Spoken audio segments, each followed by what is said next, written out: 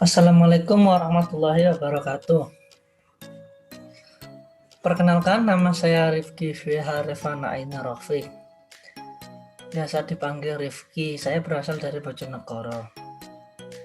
Mahasiswa UIN Malang dengan nomor induk mahasiswa 200.602.110022. Di sini saya akan menjelaskan tentang Utsman bin Affan dan tipe kepemimpinannya untuk tugas sejarah peradaban Islam. Ya, mari kita mulai.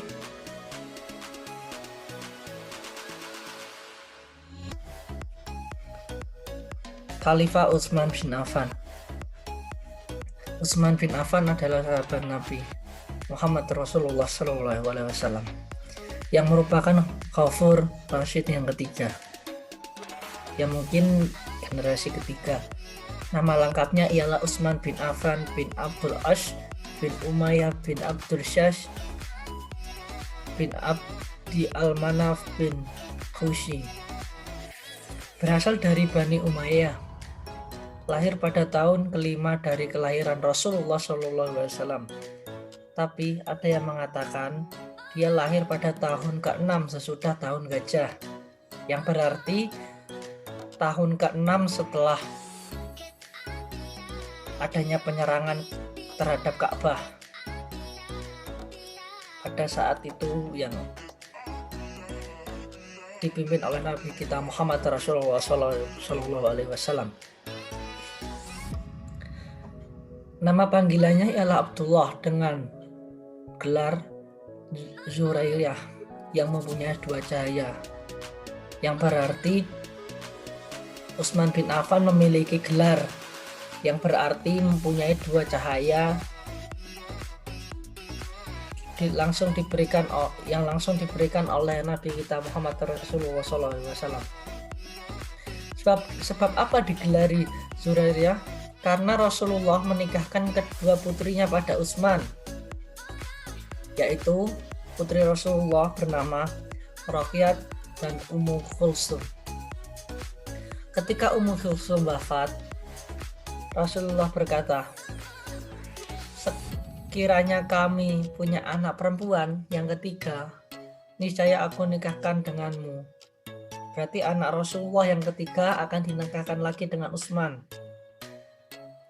Dari pernikahan dengan Ruqayyah lahirlah anak laki-laki. Akan tetapi anaknya meninggal ketika berumur 6 tahun pada tahun ke-4 Hijriah. Next. Dan pada masa kekhalifahan Utsman bin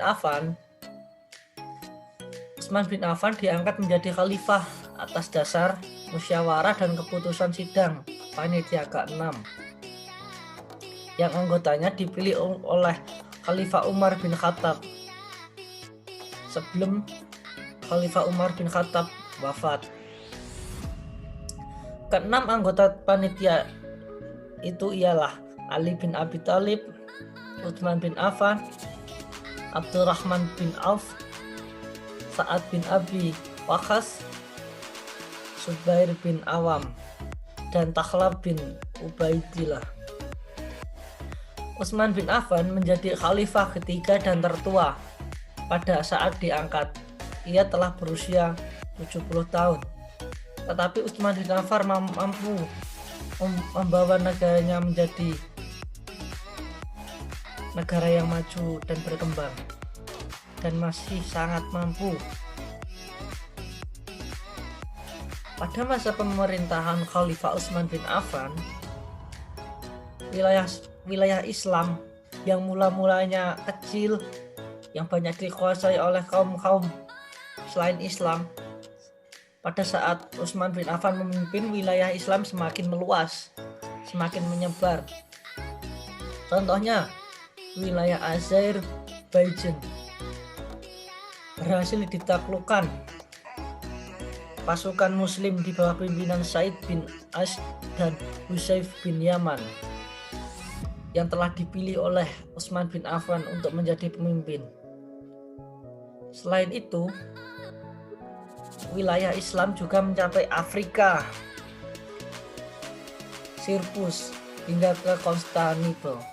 Luaskan wilayah Islam setelah dipimpin oleh Utsman bin Affan.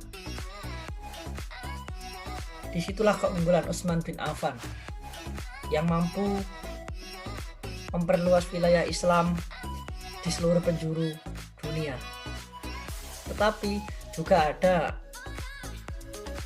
kekurangan-kekurangan seperti yang akan saya jelaskan nanti di slide selanjutnya. Nah, ini yang akan saya bahas lagi seperti yang tadi. Banyak juga kekurangan-kekurangan. Akan tetapi, kepemimpinan Utsman bin Affan sangat berbeda dengan kepemimpinan Umar. Utsman mengambil berbagai kebijakan yang menimbulkan keresahan pada masyarakat, yang berlanjut menjadi kerusuhan di sekitarnya. Banyak sekali kerusuhan yang ditimbulkan setelah Utsman bin Affan mengambil kebijakan. Kebijakan yang diambil Utsman bin Affan ialah: pertama, dia mengangkat kerabat-kerabatnya menjadi pejabat tinggi negara atau dikenal sebagai politik nepotisme, yaitu sebagai gubernur dan sebagai sekretaris negara. Nah, Utsman bin Affan mengambil kebijakan untuk mengangkat sebagai kerabat-kerabatnya atau saudara-saudara dekat Utsman bin Affan untuk menjadi gubernur dan sekretaris negara.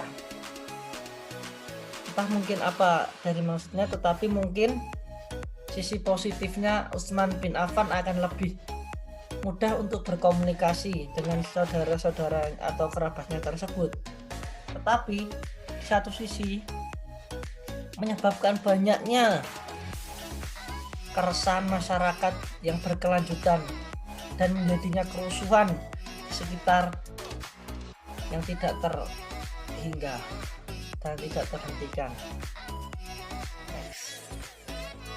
Utsman juga membubarkan dewan yang mengelola di kota tersebut yang dulu dibentuk pada masa Umar yang dijabat oleh Abdillah, orang yang sangat terkenal jujur dan berpotensi mengelola kota tersebut.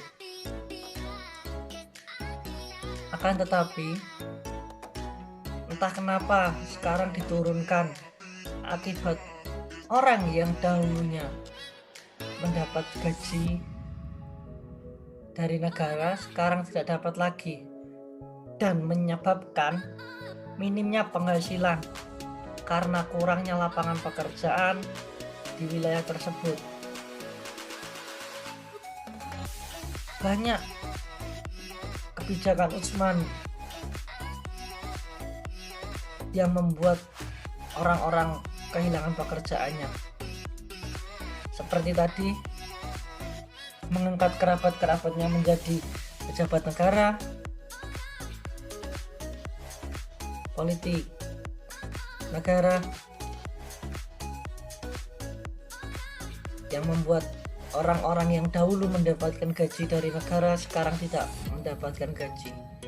Mereka pun kebingungan karena kurangnya lapangan pekerjaan di wilayah-wilayah tersebut. Prestasi yang diperoleh Khalifah Utsman selama menjadi khalifah. Banyak juga prestasi-prestasi yang telah diraih Utsman bin Affan setelah menjadi khalifah. Melakukan syariah, kemudian mengangkat Muawiyah sebagai gubernur di wilayah-wilayah yang mungkin dibutuhkan. Menaklukkan Afrika Utara dan mengangkat Umar bin As sebagai gubernur di sana.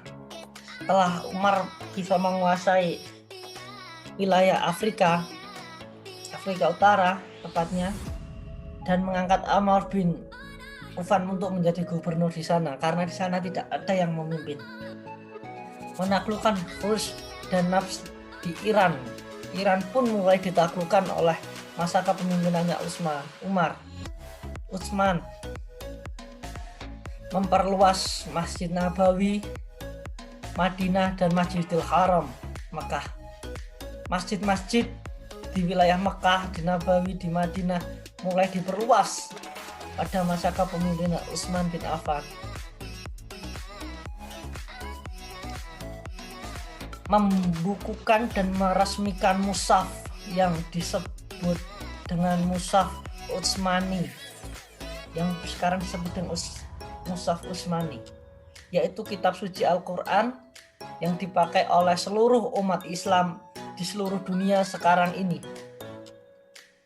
Khalifah Utsman membuat 5 salinan dari Al-Quran dan menyebarkan ke seluruh dunia dan berbagai wilayah Islam demi untuk mendapatkan penghafal Al-Quran dan cara membaca Al-Quran yang baik dan benar. Setiap hari Jumat pula beliau memerdekakan budak. Bila ada budak di Mekah, beliau merdekakan dengan cara memberi makan entah bersedekah. Banyak sekali prestasi-prestasi lain yang telah diperoleh Utsman bin Affan. Tetapi di balik prestasi-prestasi tersebut banyak juga sisi-sisi negatif yang mungkin perlu dibenahi di masa Utsman bin Affan. Nah, sekian presentasi dari saya yang dapat saya sampaikan untuk memenuhi tugas sejarah peradaban Islam di masa kepemimpinan Utsman bin Affan. Bagaimana sih Utsman bin Affan memimpin dan bagaimana Utsman bin Affan menjalankan kepemimpinannya. Terima kasih, sekian presentasi dari saya.